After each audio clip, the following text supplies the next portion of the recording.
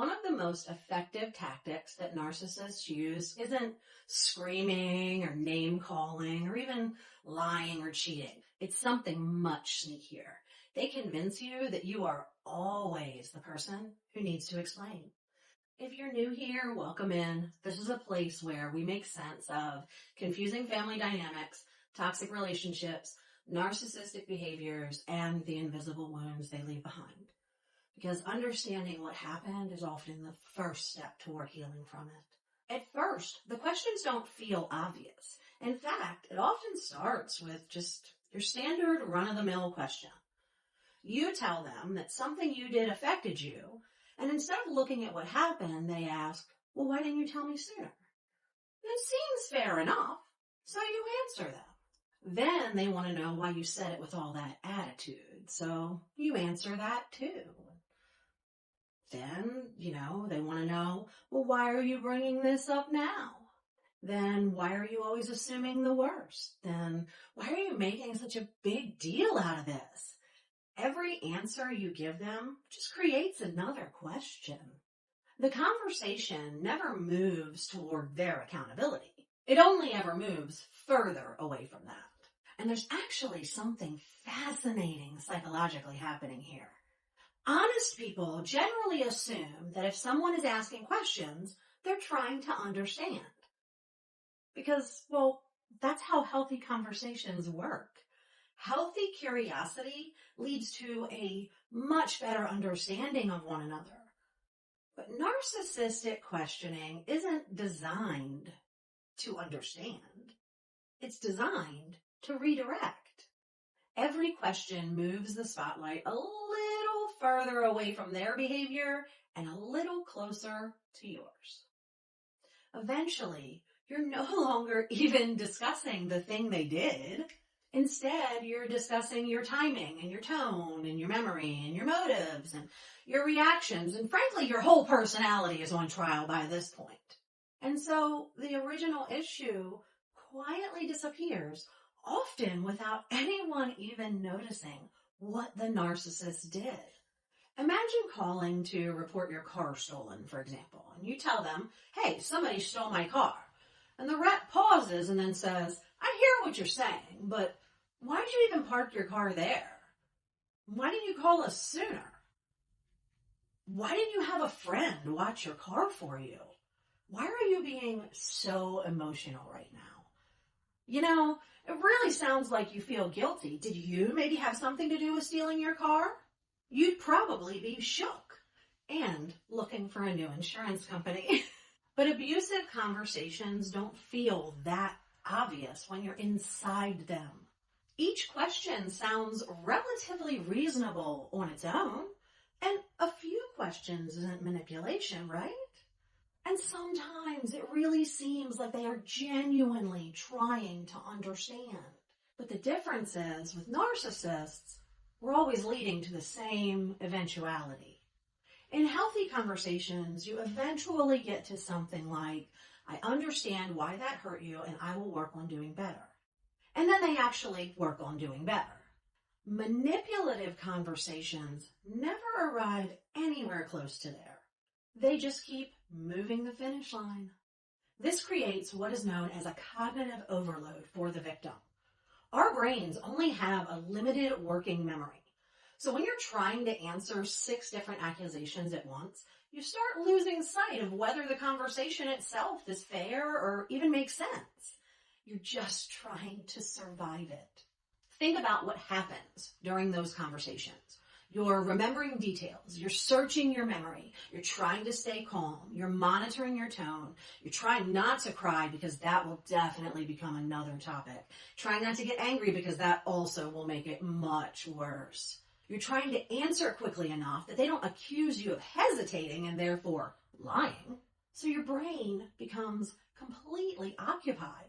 And that matters so much because occupied brains don't analyze patterns very well. Occupied brains analyze immediate threats. That's one reason you will often hear survivors say, I couldn't even think straight around them. It's not because the victim suddenly became unintelligent. It's because their brain was being constantly forced into crisis management.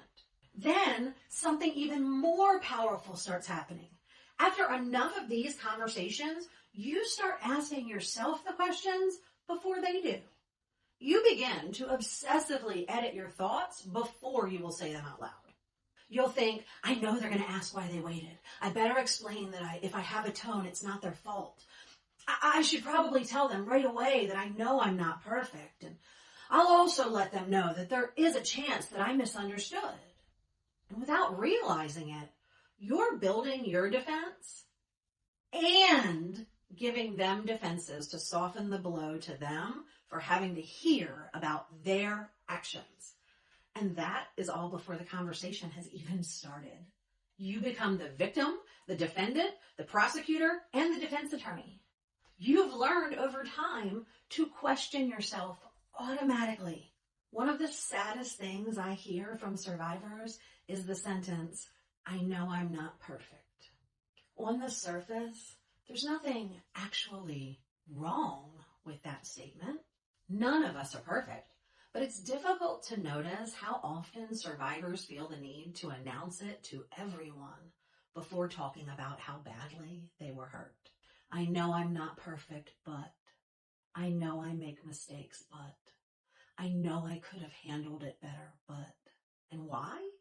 Because somewhere along the way, we learned that unless we confess our own flaws first, we aren't allowed to talk about anyone else's behavior toward us.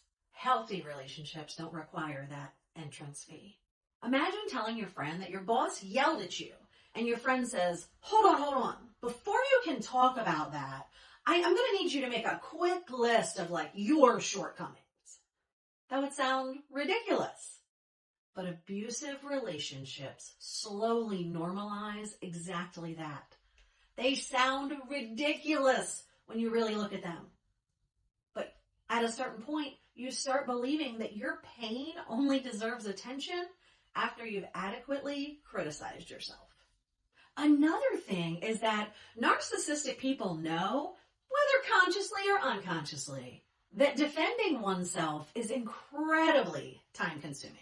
Think about how much longer it takes to prove you didn't do something than it takes for them to accuse you of doing it. They can say one little sentence like, you're selfish. And then to defend yourself, you start listing the things you've done for them, the connection you've grown over the years, the context they left out, your intentions behind your actions.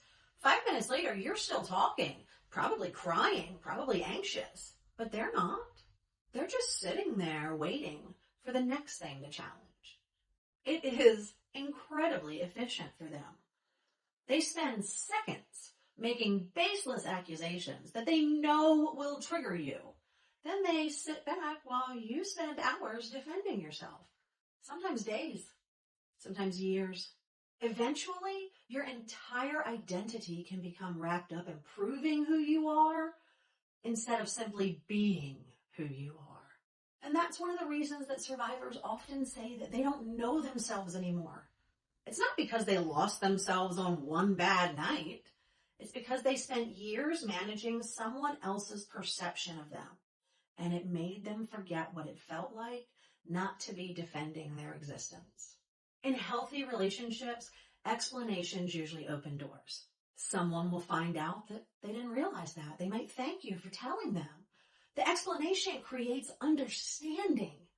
But in narcissistic relationships, explanations become a renewable resource. The more you explain, the more explanation is demanded from you.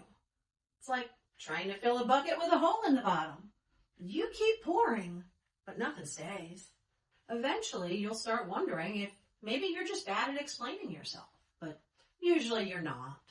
You're just trying to satisfy a process that was never designed to be satisfied. Because if they ever accepted any of your explanations, the conversation might have to return to their behavior. So if you constantly feel like you're writing a dissertation just to explain why your feelings got hurt, or if every conversation somehow ends up with you defending your motives and your memories and your timing and your tone and your character and whatever else they're looking for you to defend, ask yourself one question. When was the last time they explained themselves with the same level of detail that they expect from you? Because healthy relationships don't just ask for accountability, they model it.